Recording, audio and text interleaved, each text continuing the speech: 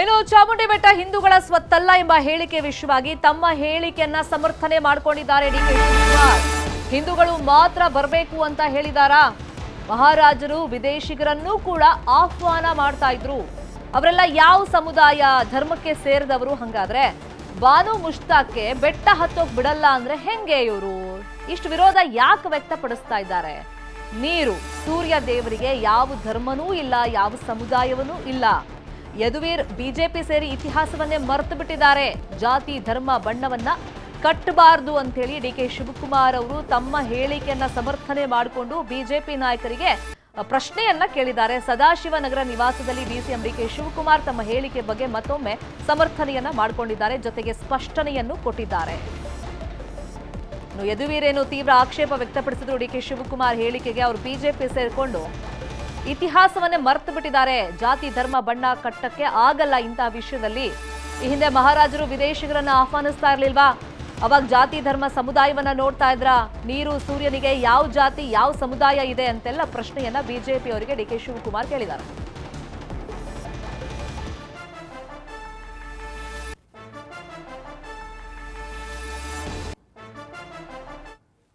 ಎಲ್ಲರಿಗೂ ಕೊಡ್ತಾ ಇದ್ದೀವಿ.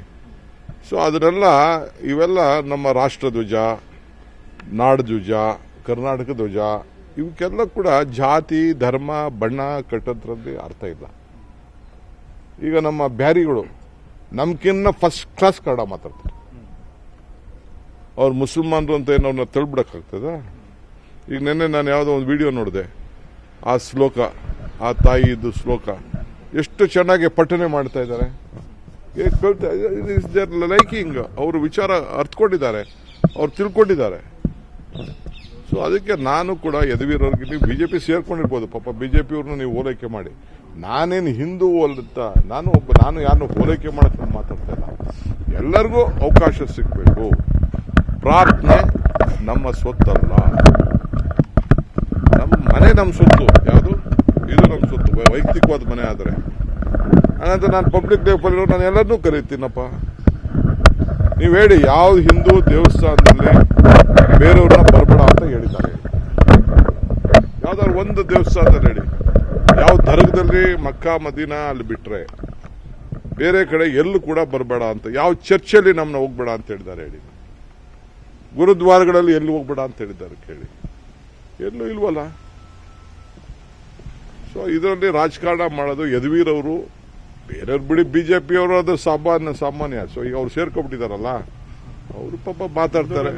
ನಿರಂತರ ದಾಳಿ ಅಂತ ಅವರು ಪ್ರಸ್ತಾಪ ಮಾಡಿದ್ದಾರೆ. ಹೆಂಗ್ರಿ ಹಿಂದೂ ಮೇಲೆ ದಾಳಿ ಮಾಡಕ್ಕಾಯ್ತೈತೆ? ನಾವು ಆಚರಣೆ ಮಾಡೋಷ್ಟು ಹಿಂದುತ್ವ, ನಾವು ಆಚರಣೆ ಮಾಡುವಂತ ದೇವರು ಅವ್ರೇನು ಮಾಡ್ತಾರೆ? ನಾವು ಅವ್ರಕಿನ್ನ ಜಾಸ್ತಿ ಮಾಡ್ತೀವಿ. ಸರ್, ಆಮೇಲೆ ಬಾನು ಮುಷ್ತಾಕ್ ಅವ್ರು ನೇಮಕ ಮಾಡಿರೋದಕ್ಕೂ ಕೂಡ ಮೊದಲಿಂದ ಬಹಳಷ್ಟು ನಿರಂತರವಾಗಿ ಬಿಜೆಪಿ ಅವರು ವಾಗ್ದಾಳಿ ಮಾಡ್ತಿದ್ದಾರೆ. ಬಿಜೆಪಿಯವರು ನೀವು ಏನೇ ಮಾಡಿ ಅವ್ರ ಪೊಲಿಟಿಕಲ್ ಅಜೆಂಡಾ ಅದು.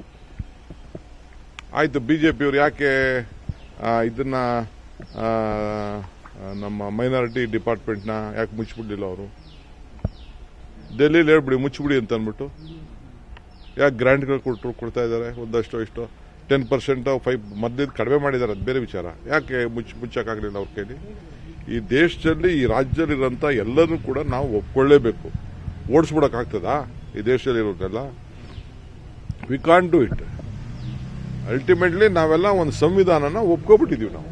ಸರ್, ನಿನ್ನೆ ಜೆಡಿಎಸ್ ಹ್ಯಾಂಡಲ್ ಇಂದ ಒಂದು ಫೇಕ್ ಲೆಟರ್ನ ಟ್ವೀಟ್ ಮಾಡಿದ್ರು. ಅವ್ರು ಯಾವತ್ತೂ ಫೇಕೆ. ಜೆಡಿಎಸ್ ಇಂಥ ಕೆಲಸ ಯಾವತ್ತೂ ಫೇಕ್ ಕೆಲಸನೇ ಮಾಡೋದವರು. ಅವ್ರೇನು ಒರಿಜಿನಲ್ ಕೆಲಸ ಏನು ಮಾಡಲ್ಲ. ಏನ್ ತಿಕ್ಬೇಕು? ಏನ್ ಫೇಕ್ ಹ್ಯಾಂಡಲ್ ಮಾಡೋದು? ಬೇಕಾದ್ರೆ ಟೀಕೆ ಮಾಡಲಿ, ನನ್ನ ಎದುರ್ಕೊಬಿಟ್ಟ ಅಂತ ಹೇಳಲಿ, ಇಲ್ಲ ಆಯ್ತು ರಣ ಹೇಳಿ ಅಂತನೂ ಹೇಳಲಿ. ಕಾಂಗ್ರೆಸ್ನ ವರಿಷ್ಠರು ಇರ್ಬೋದು, ಅತ್ಯಂತ ಒಂದು ಗಂಭೀರ ಒಂದು ಸಮಸ್ಯೆ ಇರುವಾಗ ಇಂಥ ಒಂದು ಹಾಸ್ಯಾಸ್ಪದ ಹೇಳಿಕೆ ಹೇಳಿ ಆ ವಿಚಾರವನ್ನು ಮುಚ್ತಾರೆ.